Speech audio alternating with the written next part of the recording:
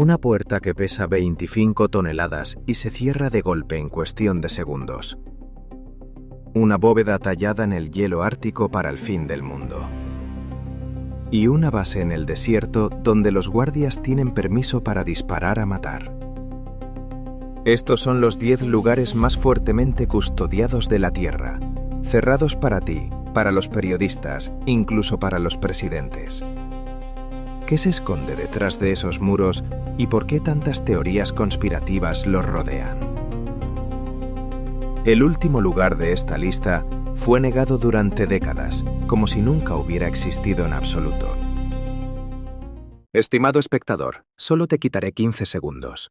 Si quieres apoyar mi trabajo, deja un me gusta y un comentario. Es la mejor manera de ayudar al crecimiento del canal. Que disfrutes del vídeo.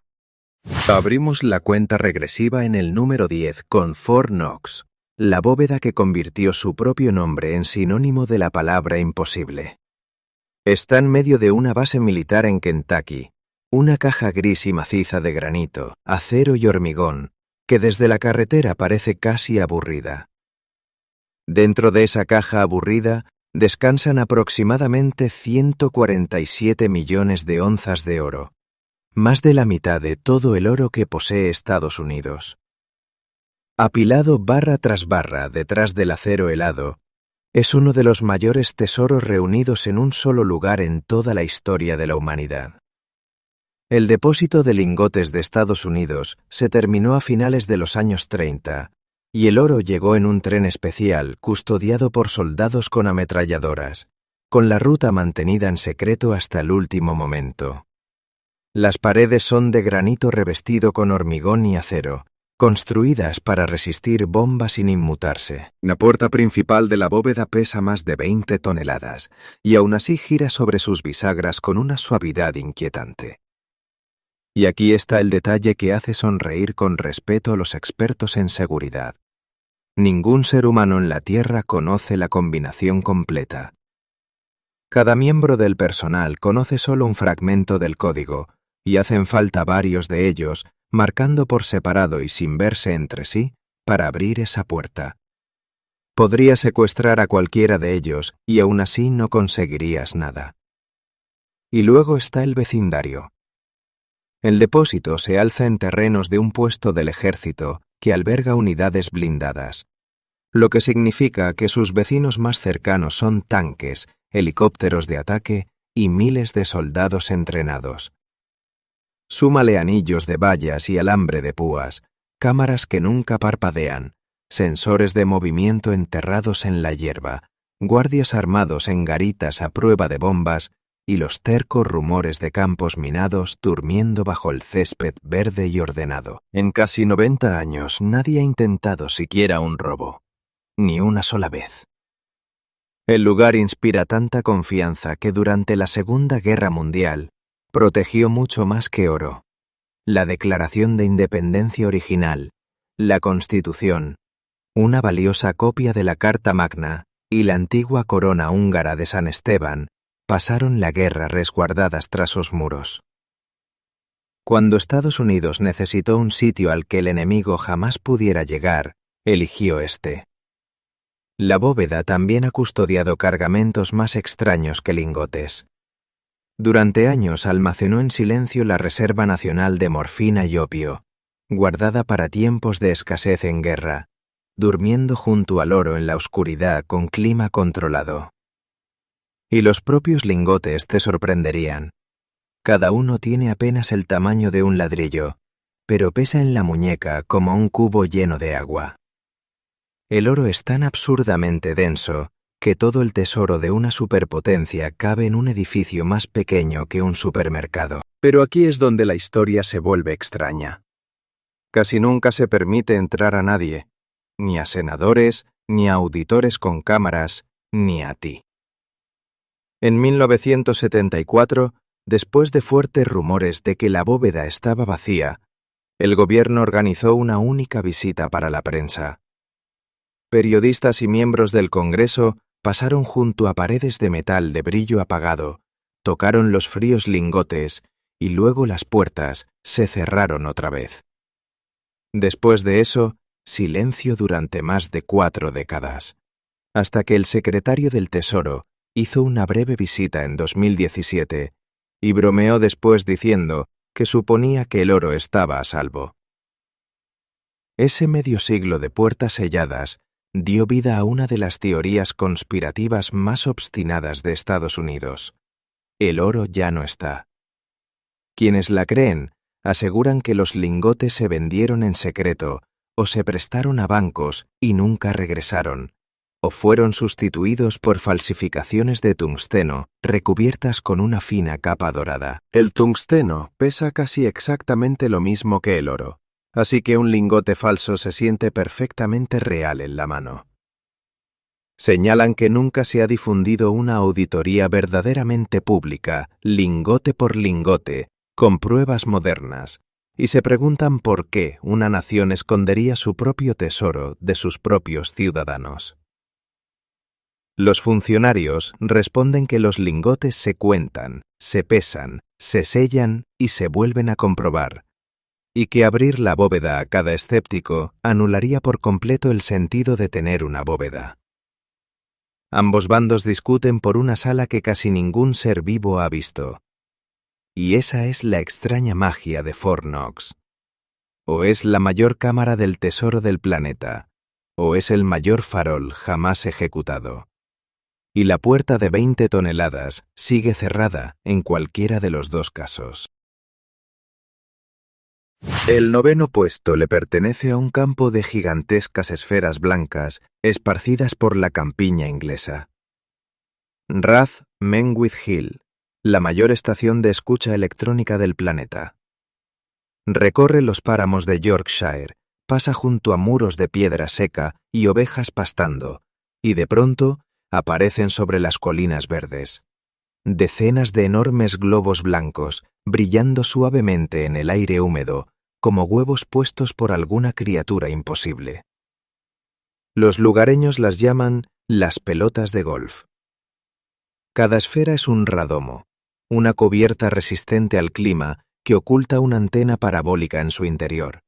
Y la razón por la que las antenas están escondidas es simple. Si pudieras ver hacia dónde apuntan, podrías adivinar a quién están escuchando. El nombre dice Royal Air Force, y en la entrada ondea una bandera británica, pero eso es, en gran parte, pura cortesía. La estación ha sido operada por la Agencia de Seguridad Nacional estadounidense desde los años 60, y detrás de sus vallas vive un pequeño trozo trasplantado de Estados Unidos.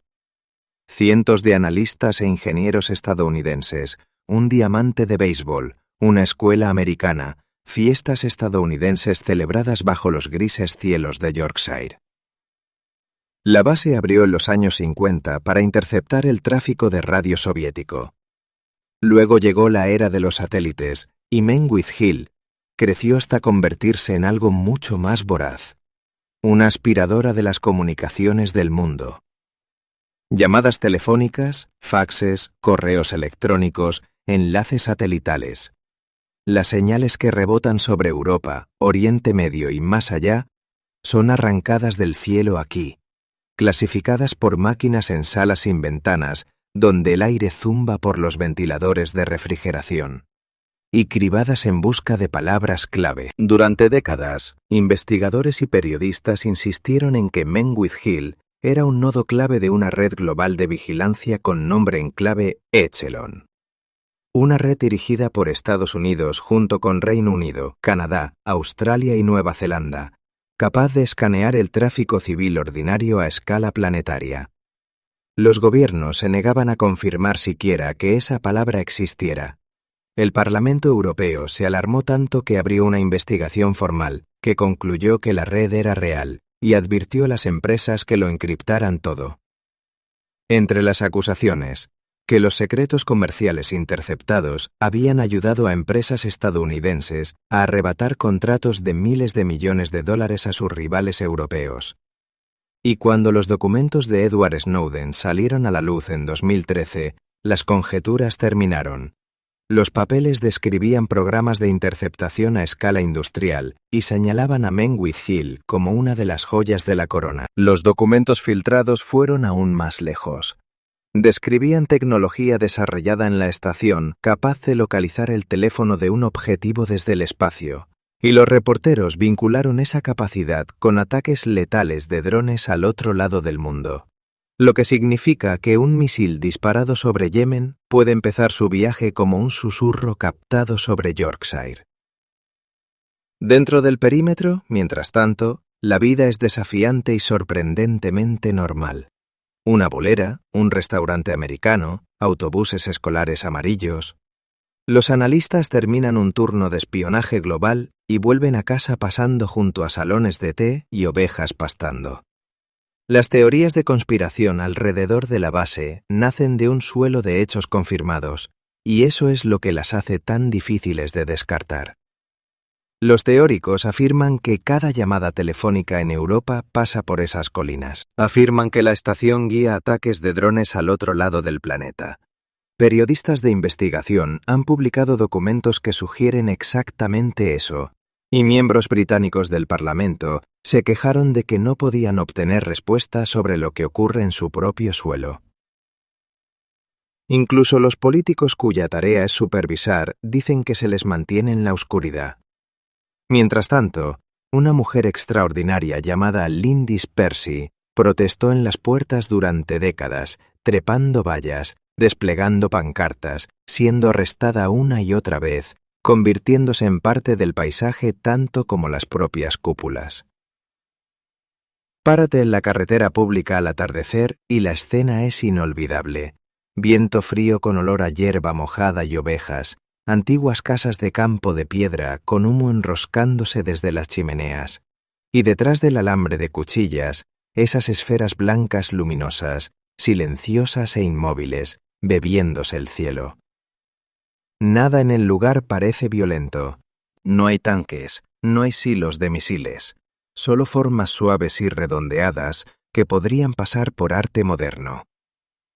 Esa suavidad es precisamente lo que inquieta a la gente. Una fortaleza se anuncia, un puesto de escucha finge no ser nada en absoluto. Las ovejas pastan, las cúpulas brillan, y en algún lugar dentro de esa tranquila colina de ordenadores, una máquina puede que ya sepa más sobre tu vida privada que tu amigo más cercano. El número 8 nos lleva muy por encima del círculo polar ártico, hasta una aleta de hormigón que sobresale de la ladera helada de una montaña. La bóveda global de semillas de Svalbard, la copia de seguridad de la vida en la Tierra. Se alza en la isla de Spitsbergen, a medio camino entre la costa de Noruega y el Polo Norte, en un archipiélago donde hay más osos polares que personas y el sol desaparece por completo durante meses de invierno. Desde fuera solo se ve una estrecha cuña de hormigón con una obra luminosa de acero y espejos incrustada en la fachada, brillando en turquesa a través de la noche polar como un fragmento de algo extraterrestre.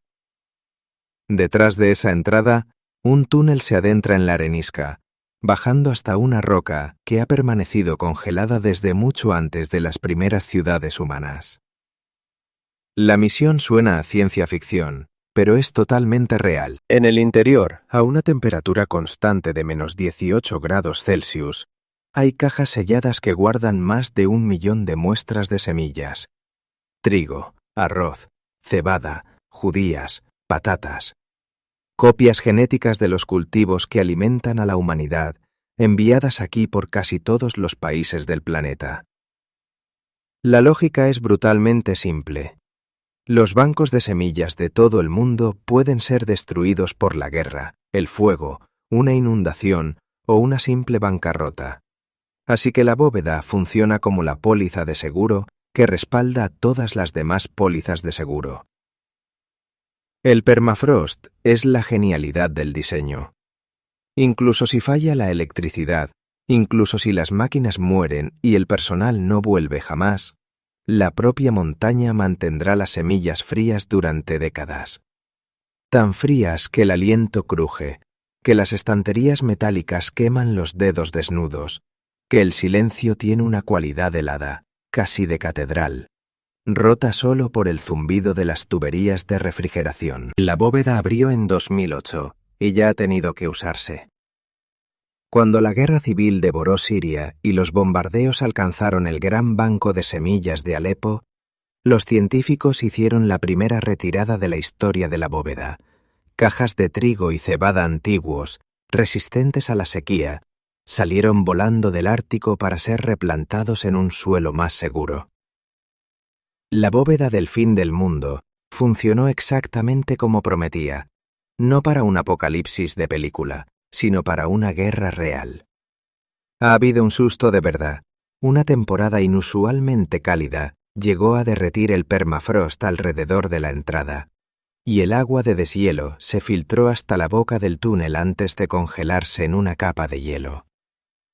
Las semillas nunca corrieron peligro, pero la ironía dolió. La bóveda construida contra la catástrofe climática había sido vulnerada por el propio cambio climático. Noruega gastó millones en impermeabilizar y reconstruir el túnel. La montaña ahora guarda mucho más que semillas. A unos pocos cientos de metros, en una mina de carbón abandonada, se encuentra el Archivo Mundial del Ártico. Una bóveda de datos donde gobiernos y empresas depositan sus archivos más valiosos en una película especial diseñada para sobrevivir siglos sin electricidad. Una de las mayores plataformas de software del mundo enterró allí una copia de prácticamente todo su código abierto, sellada contra ese mismo futuro oscuro. Poco a poco y en silencio, esta isla congelada se está convirtiendo en la caja negra del planeta. La grabación que los investigadores recuperarían después del choque de una civilización. Y ahora, la corriente más oscura. Casi nadie puede entrar, ni turistas, ni periodistas, y la mayoría de los días, ni siquiera el personal, porque la bóveda solo se abre unas pocas veces al año, cuando llegan nuevos envíos de semillas. Ese secretismo, sumado al apodo de bóveda del fin del mundo y a la lista de invitados de sus patrocinadores, enciende las mentes conspiranoicas. La Fundación Bill y Melinda Gates ayudó a financiar el proyecto, junto con fundaciones vinculadas a grandes corporaciones agrícolas. Así que las teorías se escriben solas. Las élites del mundo saben que se acerca una catástrofe, una hambruna diseñada, una plaga, una guerra, y están guardando en silencio las semillas para sí mismas. Otros afirman que la bóveda es en realidad una apropiación genética de tierras, una forma de que las corporaciones controlen el suministro alimentario del futuro, patentando la vida misma mientras los agricultores de a pie pierden para siempre sus semillas antiguas. Los responsables repiten con paciencia que cada depósito funciona como una caja de seguridad bancaria. Las semillas siguen siendo propiedad de quien las envió, y nadie más puede siquiera abrir el contenedor. Quizá el detalle más inquietante sea quienes están juntos en esa oscuridad helada. Cajas de Corea del Norte descansan en una estantería a la par de cajas de Estados Unidos. Semillas de países que con gusto se bombardearían entre sí esperan lado a lado, en perfecta paz, a menos 18 grados, para un día terrible que sus dueños esperan que nunca llegue. La humanidad no logra ponerse de acuerdo sobre fronteras, dioses o historia, pero en lo profundo de una montaña congelada, en la cima del mundo, hemos acordado en silencio una cosa: algo debe sobrevivirnos. El séptimo lugar de esta lista se esconde tras los muros del país más pequeño de la Tierra. Los archivos secretos vaticanos, la biblioteca más mitificada de toda la historia humana. Solo el nombre dio pie a 1000 thrillers, aunque la verdad es casi decepcionante. En el latín original, secretum significaba privado, no oculto. Era el archivo personal del Papa.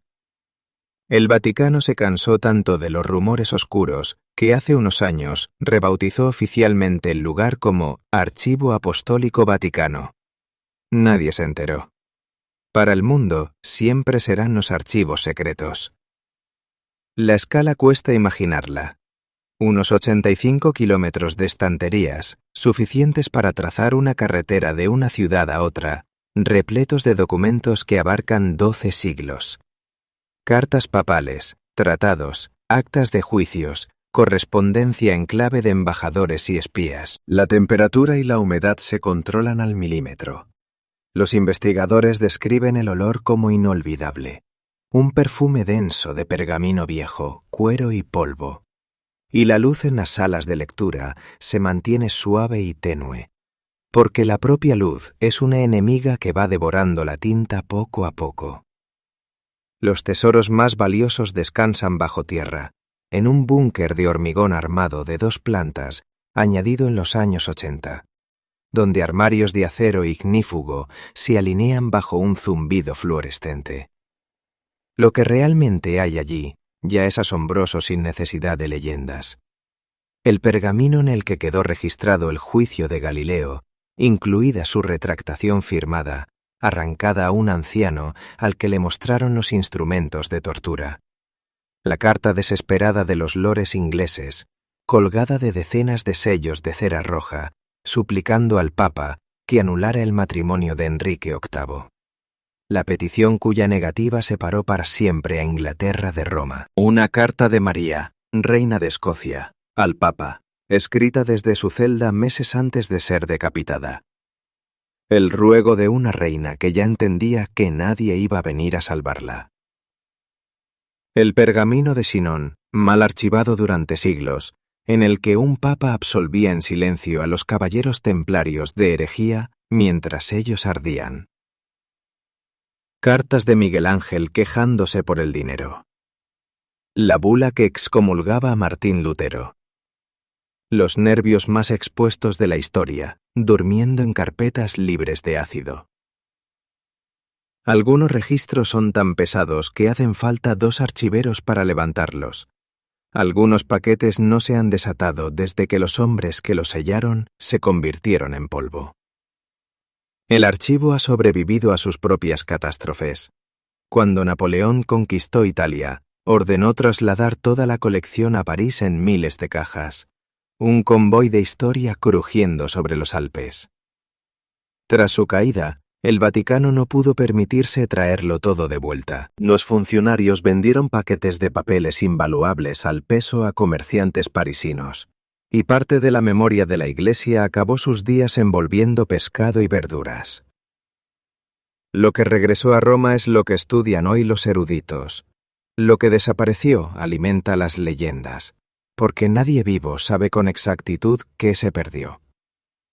Entrar es casi imposible a propósito. Se rechaza a los turistas, se rechaza a los periodistas. Solo pueden solicitar acceso los académicos acreditados con títulos avanzados y cartas de recomendación, e incluso ellos no pueden curiosear. Hay que nombrar el documento exacto que se quiere, pedirlo y quedarse con lo que te entreguen, unos pocos elementos al día. No se puede deambular por las estanterías. Sectores enteros siguen sellados, y todo lo más reciente permanece cerrado por principio. El archivo de un papa de tiempos de guerra solo se abrió a los investigadores después de 80 años de presión. Y esa norma, solo puedes encontrar lo que ya sabes que existe, es el motor de todas las leyendas. Porque en una biblioteca donde está prohibido buscar libremente, ¿quién podría demostrar jamás lo que no está ahí? Así que las teorías florecen en esa oscuridad. El tercer secreto completo y sin editar de Fátima, que supuestamente anunciaba el fin de la Iglesia. Evangelios suprimidos que reescribirían la historia de Jesús. Registros de contacto con algo que no pertenece a este mundo, archivados por cardenales asustados. Mapas del tesoro perdido de los templarios. Y la leyenda más extraña de todas, el cronovisor. Una máquina supuestamente construida en los años 50 por un monje benedictino y un equipo de físicos famosos. Un aparato capaz de ver el pasado como si fuera televisión, usado para contemplar la propia crucifixión antes de ser desmontado y encerrado en las bóvedas. El Vaticano lo ha negado todo durante décadas, con paciencia, con cansancio, mientras mantiene las puertas exactamente igual de cerradas. Piensa en esto. Si te dieran guantes blancos y una noche a solas en ese búnker subterráneo, ¿a qué estantería irías primero? Escribe tu respuesta en los comentarios. La variedad de lo que la gente buscaría lo dice todo sobre por qué este lugar nos fascina. El sexto puesto es para un edificio en el desierto de Utah que quizá ahora mismo esté guardando una copia de tus correos electrónicos. El centro de datos de la NSA en Utah. Se alza a los pies de unas montañas secas, cerca del pequeño pueblo de Bluffdale, como un conjunto de largos pasillos sin ventanas del color de la arena, rodeados de alambre de cuchillas y de un aire que tiembla por el calor. No hay carteles que expliquen qué hace. Oficialmente, lleva un nombre tan aburrido que parece hecho a propósito. Centro de Datos de la Iniciativa Nacional Integral de Ciberseguridad de la Comunidad de Inteligencia. Extraoficialmente, es el mayor signo de interrogación de Estados Unidos. Un almacén construido no para mercancías, sino para información. Las cifras confirmadas por sí solas son descomunales.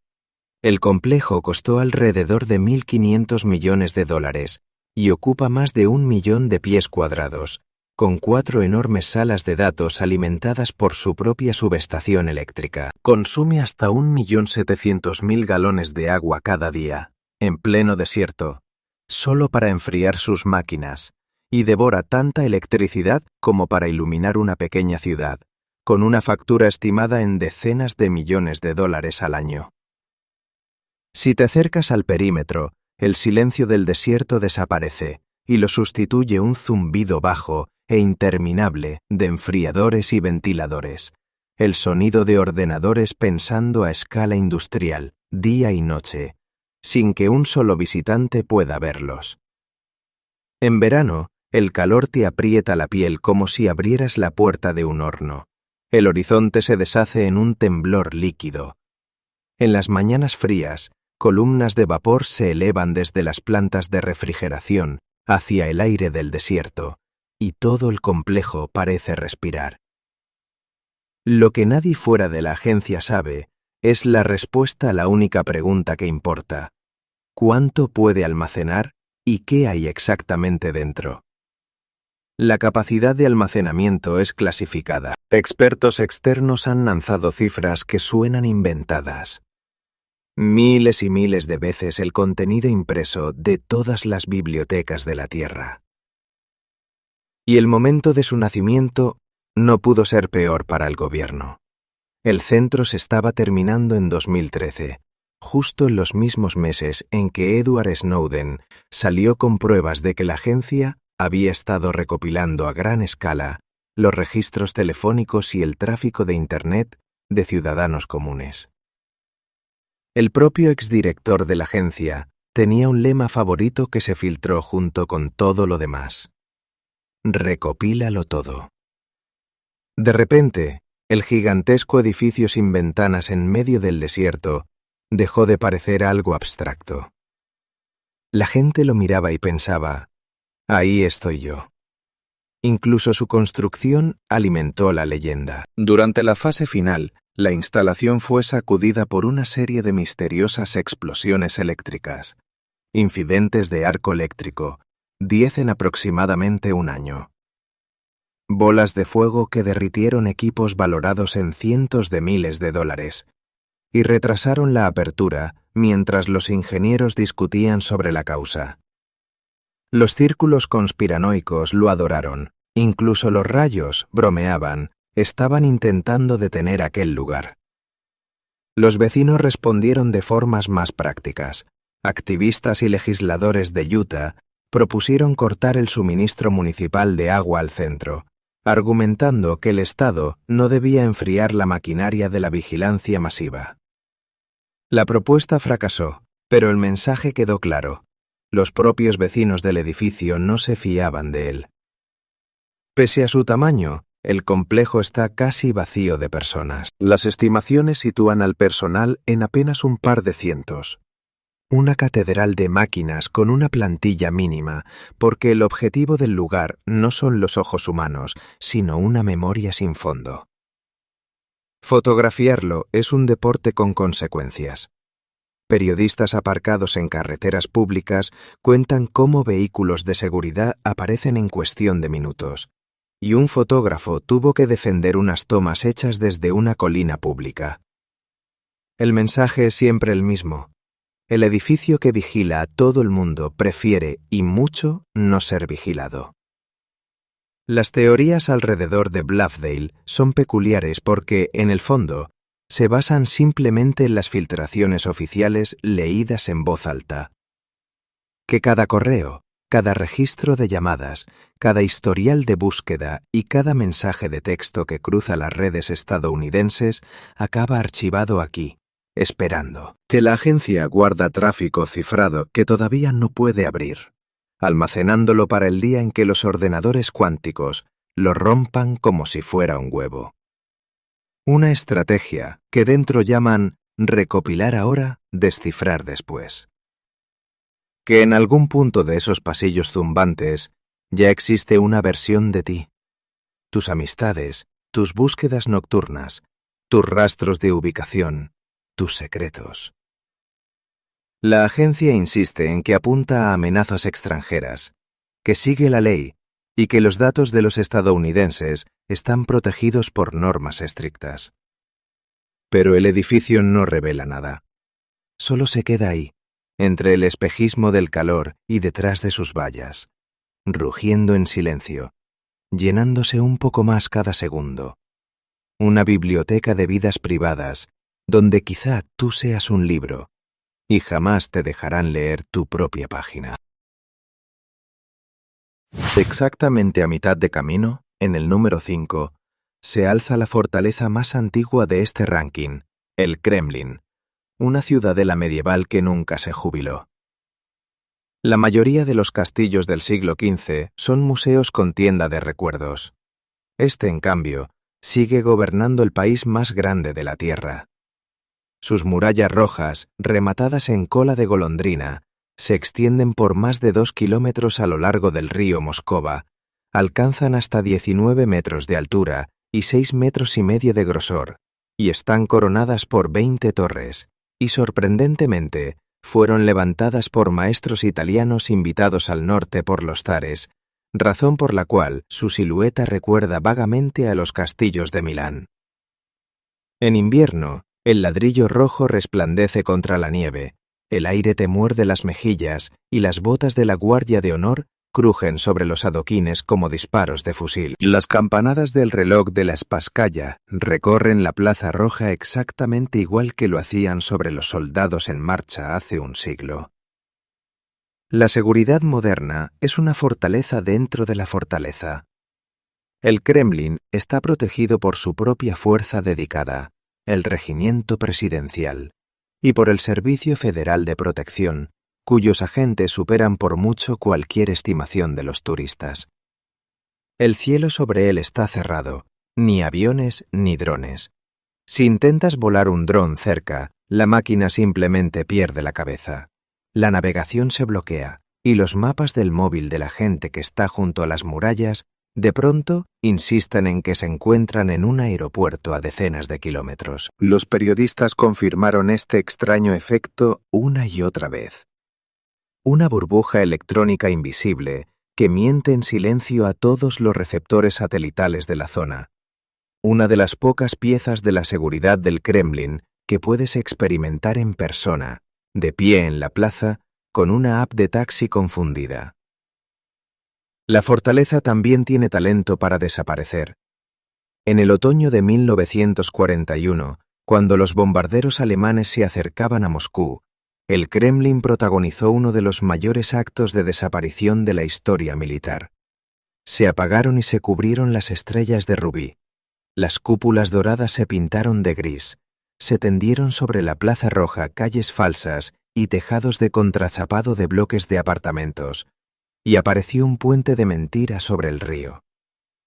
Desde el aire, la fortaleza más reconocible de Rusia se convirtió en una manzana cualquiera de la ciudad. Los pilotos de la Luftwaffe volaron sobre ella una y otra vez, buscando un punto de referencia que simplemente había dejado de existir. Las propias estrellas de rubí solo se han apagado 2 veces en casi 90 años, una por aquella guerra y otra, brevemente, para que un director de cine pudiera rodar una escena histórica sin luz roja en el cielo nocturno. Pero los misterios más profundos del Kremlin no están en la superficie, sino debajo. Durante siglos, Moscú ha susurrado sobre la biblioteca perdida de Iván el Terrible. Cientos de antiguos manuscritos griegos y bizantinos que, según se dice, llegaron con una princesa bizantina tras la caída de Constantinopla, y luego fueron ocultados por el zar paranoico en cámaras bajo la fortaleza, para no volver a verse jamás. Generaciones de cazatesoros, arqueólogos e incluso comisiones soviéticas excavaron en su busca. Se encontraron túneles, se encontraron cámaras. La biblioteca nunca. Una de las torres se llama literalmente la Torre de los Secretos, Tainitskaya, construida sobre un pozo oculto y, según la leyenda, sobre la boca de pasadizos subterráneos que discurren bajo el propio río. Y luego está Metro 2, el metro secreto más famoso del mundo. Según investigadores, desertores y décadas de filtraciones, muy por debajo del metro público de Moscú existe una segunda red oculta, iniciada bajo Stalin, que conecta el Kremlin con búnkeres de mando, con instalaciones subterráneas y con un aeropuerto gubernamental muy lejos de la ciudad. Supuestamente, las líneas discurren mucho más profundas que el metro normal, lo bastante como para sobrevivir a un ataque nuclear, con estaciones escondidas detrás de puertas sin señalizar.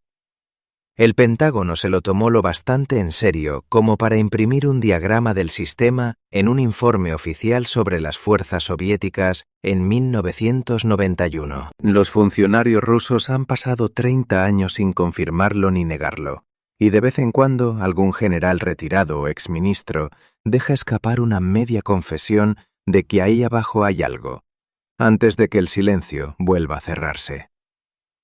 Los exploradores urbanos, que aseguran haber tocado sus túneles, describen aire cálido y aceitoso, el zumbido lejano de la ventilación y puertas de acero a prueba de explosiones que claramente conducen a un lugar que ningún mapa admite. Eso es lo que hace único al Kremlin en esta lista. Sus guardias son reales. Su burbuja de interferencia es real. El diagrama del Pentágono es real. Y sin embargo, sus mayores secretos son verticales. Una fortaleza que quizás sea el doble de profunda que de alta, alzándose con sus murallas rojas bajo la luz del sol, mientras en algún lugar bajo los pies de los turistas, trenes que oficialmente no existen pueden estar esperando en la oscuridad con los motores calientes. El cuarto lugar lo ocupa el edificio de oficinas más grande jamás levantado para la guerra, el Pentágono, sede del Ejército de Estados Unidos, y un laberinto tan inmenso que parece tener su propio clima de rumores. Los hechos suenan a ficción. 5 lados, 5 pisos, 5 anillos concéntricos de pasillos que suman más de 17 millas de corredores, construidos alrededor de un patio tan grande que dentro cabrían manzanas enteras de oficinas. 23.000 personas cruzan sus puertas cada día laborable, más que la población de muchos pueblos, atendidas por su propia galería comercial, clínicas, capillas y una estación de metro enterrada justo bajo el edificio. El diseño es tan ingenioso que, pese a los pasillos interminables, se dice que cualquier oficina puede alcanzarse desde otra en unos 7 minutos de caminata rápida. Dentro, el ambiente es un cóctel extraño. Luz fluorescente, linóleo pulido chirriando bajo las botas militares, olor a café y tóner de fotocopiadora. Una oficina cualquiera, salvo porque aquí la burocracia manda flotas y ejércitos. El edificio lleva grabada en su propia fontanería la cicatriz de su época. Se levantó en Virginia en un momento en que las leyes de segregación del Estado exigían instalaciones separadas para trabajadores blancos y negros, así que los arquitectos instalaron el doble de baños de los que hacía falta según el personal. Cientos de ellos. Los carteles de separación nunca se colocaron. Se dice que el propio presidente lo prohibió. Pero los baños duplicados siguen ahí hasta hoy. Un fósil de la injusticia escondido en los planos del edificio más poderoso de la Tierra. La construcción en sí fue un milagro de guerra. Todo el coloso se levantó en unos 16 meses, con el hormigón vertiéndose día y noche mientras el mundo ardía. Y enterrada en su origen hay una de las coincidencias más inquietantes de la historia estadounidense. La primera excavación se hizo el 11 de septiembre de 1941. Exactamente 60 años después, ese mismo día, el vuelo 77 de American Airlines se estrelló contra la pared occidental del edificio, matando a 184 personas. Por una suerte macabra, esa sección acababa de ser reconstruida y reforzada con acero y ventanas resistentes a explosiones, y muchas oficinas seguían vacías. La pared decrepecida aguantó lo suficiente para que cientos escaparan antes de derrumbarse. El olor a combustible de avión se quedó sobre el Potomac durante días. De ese horror nació una de las teorías conspirativas más persistentes del siglo, que en realidad ningún avión golpeó el Pentágono. Los teóricos señalan fotografías iniciales que muestran un agujero demasiado pequeño para un avión de pasajeros, la escasez de grandes restos en el césped y los pocos fotogramas borrosos de cámaras de seguridad que se hicieron públicos, y concluyen que fue un misil, disparado como parte de una operación interna. Las pruebas en contra son abrumadoras.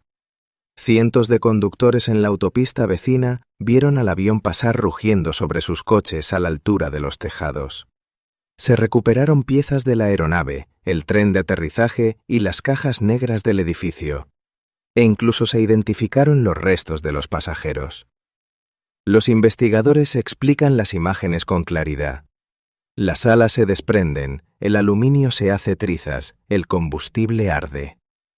Pero los propios hábitos del estado de seguridad alimentaron la duda. Vídeos retenidos, informes sellados. El secreto, como siempre, se cobró su precio en confianza. El edificio también guarda leyendas más antiguas, y el secreto más extraño que le ocultó a Moscú no fue un arma, sino el almuerzo. Durante décadas, los satélites soviéticos fotografiaron una pequeña estructura plantada justo en el centro del patio del Pentágono, con corrientes de oficiales entrando y saliendo de ella todo el día. Según una historia muy querida de la Guerra Fría, los analistas soviéticos concluyeron que era la entrada a un enorme búnker subterráneo de mando, la puerta más importante de América, y apuntaron misiles hacia allí. Era un puesto de perritos calientes. Los oficiales iban a comprar el almuerzo. El kiosco acabó siendo reconstruido, y los trabajadores del Pentágono siguen llamando al patio con una sonrisa Ground Zero. Bajo las bromas, siguen existiendo misterios reales. Afirmaciones persistentes sobre niveles profundos de sótano y túneles que las visitas nunca mencionan. Y el simple hecho de que la mayor parte del negocio diario del edificio, presupuestos, armas, guerras, queda clasificada antes de que se seque la tinta. Ese es el paradoja que se siente al estar frente a él. El Pentágono no está escondido, está a la vista, junto a una autopista, con una parada de autobús y un césped. Y sin embargo, puede ser el mundo cerrado más decisivo jamás construido. Un lugar donde un giro equivocado en un pasillo se arregla en 7 minutos, y una decisión tomada en una oficina silenciosa puede redibujar el mapa del mundo antes de que termines tu café. Para el tercer puesto, Nos vamos 1 hora al oeste de Washington y nos detenemos en una montaña verde de Virginia que, oficialmente, no contiene casi nada. Mount Weather, la ciudad del fin del mundo de Estados Unidos, escondida en la roca. Desde la carretera se ve una valla, antenas y algunos edificios gubernamentales, sin nada especial entre los árboles de Blue Ridge. El aire huele a pino y hojas mojadas. Los halcones giran en las corrientes ascendentes. Nada hace pensar que, bajo tus pies, tallada en el granito durante los años más fríos de la Guerra Fría, espera una ciudad subterránea completa, construida para el día en que Washington deje de existir. Esto es lo que ha ido saliendo a la luz durante décadas, a través de fragmentos desclasificados, periodistas y antiguos funcionarios. En lo más profundo de la montaña hay calles, edificios de oficinas de 3 plantas, levantados dentro de cavernas. Dormitorios, comedores, un hospital, su propia central eléctrica y reservas subterráneas de agua, incluido, según se dice, un lago artificial que brilla bajo unos focos que nunca han visto el sol. Hay un estudio de televisión, mantenido listo para que un líder superviviente pudiera dirigirse a lo que quedara de la nación. Las entradas de los túneles están protegidas por puertas blindadas de metal macizo de 1,5 metros de grosor, y según se informa, pesan 34 toneladas cada una, tan pesadas que cerrarlas no es un portazo, sino una ceremonia lenta y deliberada de supervivencia. El complejo tiene su propia policía, su propio cuerpo de bomberos y un nombre a propósito aburrido: el Mount Weather Emergency Operations Center, gestionado por la agencia encargada de las catástrofes. Su verdadera misión tiene un nombre más frío: continuidad de gobierno. Si la capital muere, se supone que Estados Unidos reiniciará desde aquí, como un ordenador restaurando una copia de seguridad oculta. Durante los años más duros de la Guerra Fría, según se cuenta, la montaña fue más allá de almacenar suministros. Almacenó papeles. Informes de investigación describen un gobierno suplente permanente. Una lista de funcionarios designados para ocupar el gabinete si el real moría, ensayando la sucesión como un teatro ensaya una obra. Se dijo que dentro se guardaban expedientes de más de 100.000 estadounidenses para fines de reconstrucción, una cifra que los propios funcionarios admitieron en audiencias del Senado en los años 70, y la instalación realizaba simulacros a gran escala para gobernar el país, con un presidente de reemplazo emitiendo órdenes de práctica desde debajo de la roca. El público nunca debía saber nada de esto, y la forma en que el secreto se resquebrajó es pura tragedia. Una mañana tormentosa de diciembre de 1974, un avión que descendía hacia Washington entre nubes densas y lluvia helada calculó mal su altitud y se estrelló contra la cresta, matando a las 92 personas a bordo. Los equipos de rescate y los periodistas que subían entre los restos y la niebla se encontraron detenidos por guardias armados en vallas que no aparecían en ningún mapa, alrededor de una instalación que nadie quería nombrar. La investigación del accidente se quedó en el accidente, las preguntas no. En un par de años, los periodistas habían reconstruido el contorno de la ciudad dentro de la montaña, y el gobierno admitió a regañadientes que el lugar existía, mientras clasificaba todo lo relacionado con su interior, una política que continúa hasta hoy. Nunca ha habido una visita de prensa por esos túneles. Desde entonces, Mount Weather ha salido a la superficie en los peores momentos, como una ballena que solo emerge en plena tormenta. El 11 de septiembre, mientras el humo seguía saliendo del Pentágono, helicópteros sacaron a los líderes del Congreso de Washington y los llevaron detrás de esas puertas blindadas. Durante otras emergencias nacionales, funcionarios han desaparecido discretamente en la misma dirección. Y ahí nace la teoría de la conspiración, porque las preguntas se responden solas de forma siniestra. ¿Quién consigue una cama en la montaña cuando se cae el cielo? ¿Y quién lo decide? los investigadores hablan de listas clasificadas de supervivientes, relaciones de funcionarios preseleccionados para ser rescatados, actualizadas año tras año, en las que tú y tu familia, por definición, no aparecéis. Las teorías más oscuras van más lejos. Que Mongweather alberga un gobierno en la sombra permanente que ya manda entre desastre y desastre, o que sostiene planes secretos de detención masiva y ley marcial redactados en los años 80 bajo el nombre en clave Rex 84, un nombre que apareció en audiencias reales del Congreso antes de que el tema fuera declarado tabú. Si quitamos las afirmaciones más descabelladas, lo que queda sigue siendo escalofriante. Es un hecho documentado que tu gobierno mantiene una ciudad enterrada con un lago, un hospital y un estudio de televisión, con personal trabajando y todo en marcha ahora mismo, en un martes cualquiera, y que su único propósito es un día que se niega a describir, para unos supervivientes que se niega a nombrar. El puesto de subcampeón no le pertenece a un búnker ni a una cámara acorazada, sino a un bosque. Bohemian Grove, 1100 hectáreas de secuoyas milenarias en el norte de California, donde una vez al año los hombres más poderosos del mundo se reúnen para realizar un ritual frente a un búho gigante de piedra. Esa frase suena a delirio de conspiranoico, y sin embargo cada palabra está documentada, y precisamente por eso este lugar ocupa un puesto tan alto. El Grove pertenece al Bohemian Club de San Francisco, fundado en la década de 1870 por periodistas y artistas que querían escapar de la ciudad y beber entre los árboles. Con el tiempo, a los artistas se les unió, y acabaron siendo superados en número por un grupo muy distinto. Presidentes, secretarios de gabinete, magnates del petróleo, banqueros, generales y dueños de medios de comunicación. Los presidentes republicanos, en particular, han sido miembros o invitados durante un siglo. Se dice que la lista de espera para entrar en el club se extiende durante décadas.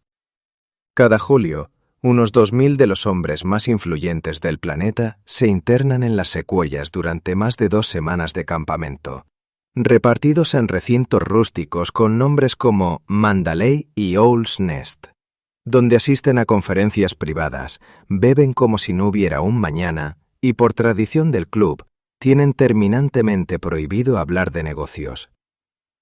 El lema del club, tomado de Shakespeare, cuelga sobre la puerta. Weaving spiders come not here. El propio bosque hace la mitad del trabajo de la leyenda. Secuoyas más antiguas que el Imperio Romano se alzan como pilares de catedral entre una niebla permanente. El sonido muere entre los helechos, el aire huele a savia fría y agua de río. Y en la noche inaugural, junto a un pequeño lago, los miembros celebran su ceremonia emblemática, la cremación del cuidado. Figuras con túnicas llevan en barca, sobre el agua negra, un ataúd que contiene un muñeco, el cuerpo de Care, el símbolo de las preocupaciones mundanas, y lo queman al pie de un búho de 12 metros de hormigón cubierto de musgo. Mientras las antorchas arden, la música se eleva y 2000 de los hombres más serios del mundo aplauden como niños en un campamento de verano. El club lo llama teatro, una forma de dejar el estrés en la puerta. Pero la historia del Grove contiene una reunión que nadie puede despachar como simple teatro. En septiembre de 1942, un grupo de científicos y funcionarios se reunió discretamente en la casa del club para planear lo que acabaría siendo el Proyecto Manhattan, la bomba atómica. Eso no es folclore, está registrado.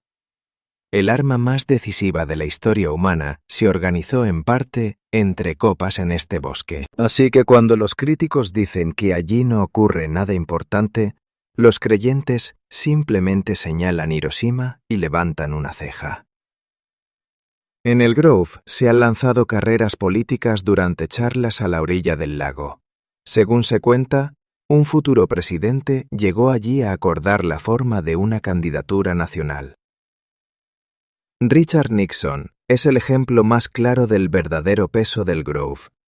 En 1967 pronunció la charla informal Lakeside Talk del club y más tarde escribió que ese discurso marcó el primer hito en su camino hacia la Casa Blanca. Una audición privada ante un público de unos pocos cientos de hombres que importaba más que cualquier primaria. Y sin embargo, en las cintas secretas de la Casa Blanca se oye al mismo Nixon quejarse del ambiente del Grove con palabras demasiado vulgares para repetir.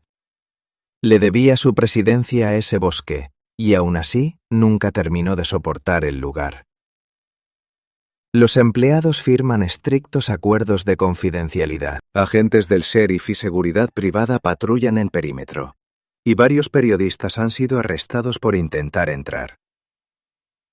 En 2000, un joven locutor de radio llamado Alex Jones se coló por el perímetro con una cámara oculta y filmó la cremación del cuidado. Las imágenes granuladas de figuras encapuchadas, fuego y el gran búho estallaron por todo el Internet de los primeros tiempos. Jones lo presentó como un auténtico sacrificio ocultista a una deidad antigua. Los miembros del club respondieron, con un cansancio evidente, que no era más que una representación disfrazada hecha por jubilados algo bebidos.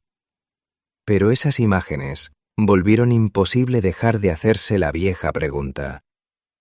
Cuando quienes dirigen el mundo se ponen túnicas y queman efigies en un bosque secreto, ¿en qué momento una broma deja de ser una broma? En algún punto entre un campamento de verano y un gobierno en la sombra, bajo la niebla y entre árboles de 2000 años, el búho sigue en silencio, y la valla sigue manteniéndote fuera. Y el lugar más custodiado de la Tierra, el puesto número 1, es la base que el gobierno estadounidense se negó durante décadas a admitir que existía, el Área 51.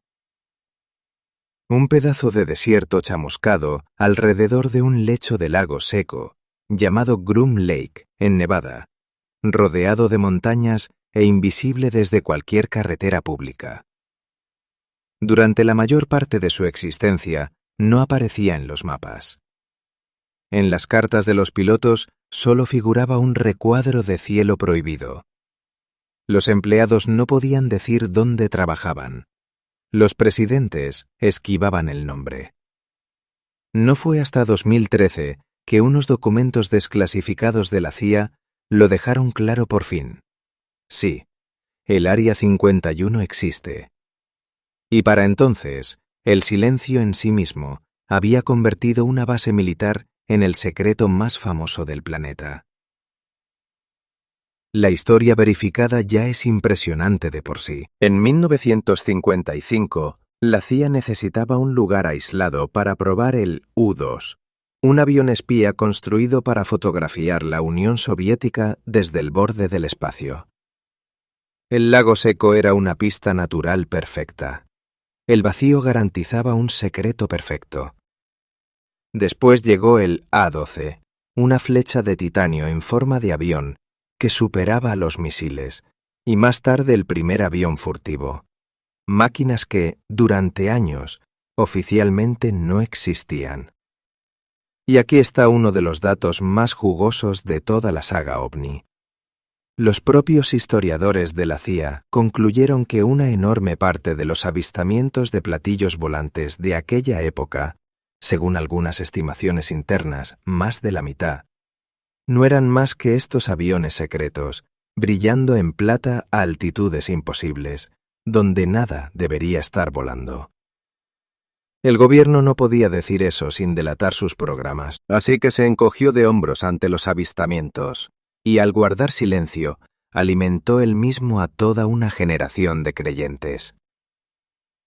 La leyenda ovni del Área 51 fue, en cierto sentido, fabricada por la misma base que la persigue.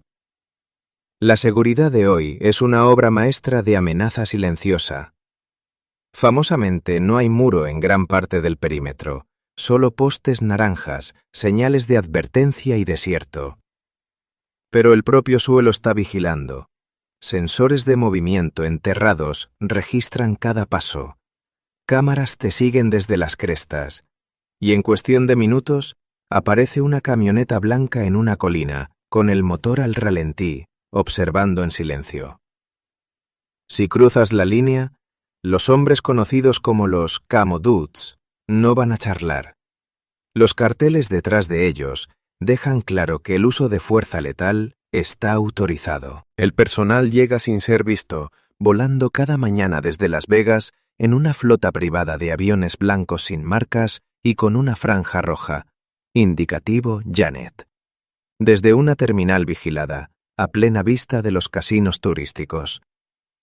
El calor ondula sobre las pistas, el viento huele a polvo y creosota. En algún lugar más allá de la cresta, motores que nunca verás están siendo probados contra el silencio.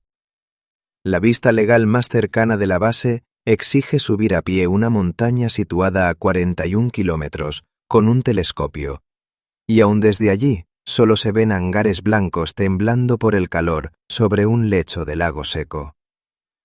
El secreto se ha tragado incluso a los tribunales. En los años 90, antiguos trabajadores demandaron al gobierno, alegando que habían respirado veneno procedente de zanjas abiertas donde se quemaban materiales clasificados en la base. El caso se vino abajo de la forma más apropiada imaginable. El gobierno sostuvo que confirmar cualquier detalle, incluso la existencia de un manual de seguridad, pondría en peligro la seguridad nacional, y una orden presidencial selló las pruebas. A los hombres enfermos, en la práctica, se les dijo que no podían demostrar dónde habían trabajado. No se podía demandar a la base porque, legalmente, no había nada allí que demandar. Luego, en 1989, un hombre llamado Bob Lazar entró en un estudio de televisión de Las Vegas y encendió una llama que nunca se ha apagado. Afirmó que había trabajado en un sitio cerca de Groom Lake, revirtiendo la ingeniería de uno de 9 platillos volantes capturados, impulsado por un elemento desconocido para la ciencia, el elemento 115. Los físicos desmontaron su historia. Nunca aparecieron registros de la formación académica que decía tener, pero años después, los laboratorios sí lograron sintetizar el elemento 115. Y aunque el real se desintegra en una fracción de segundo, los creyentes vieron confirmada una profecía. Si a eso le sumas la persistente leyenda de que los restos de Roswell acabaron aquí, y los profundos niveles subterráneos que los testigos juran que existen, llegas al verano de 2019, cuando 2 millones de personas hicieron clic en asistir a un evento de broma llamado Asaltar el Área 51. A ver si nos enseñan a los alienígenas. Unos pocos miles de peregrinos sí llegaron al desierto. Unos 150 se acercaron hasta las puertas. La base contuvo la respiración y al final no pasó absolutamente nada. Y ese es el final perfecto, porque el Área 51 es el monumento a una ley simple de la naturaleza humana. Cuanto más intentas esconder algo, más grande crece en la oscuridad. Durante décadas, el gobierno negó la existencia de un lugar al que miles de trabajadores volaban cada mañana. Así que pregúntate, ¿qué crees que hay ahí detrás de las camionetas blancas? ¿Platillos capturados? ¿O simplemente la siguiente generación de aviones secretos reescribiendo en silencio el futuro de la guerra? Deja tu teoría en los comentarios. Sobre este tema tu suposición vale casi tanto como la de cualquiera. Porque lo único que el Área 51 nunca ha hecho es dar respuestas. El desierto sigue en silencio. Los sensores siguen contando pasos. Y la luz en la cresta a medianoche podría ser un dron, una estrella, o algo que admitirán dentro de otros 60 años.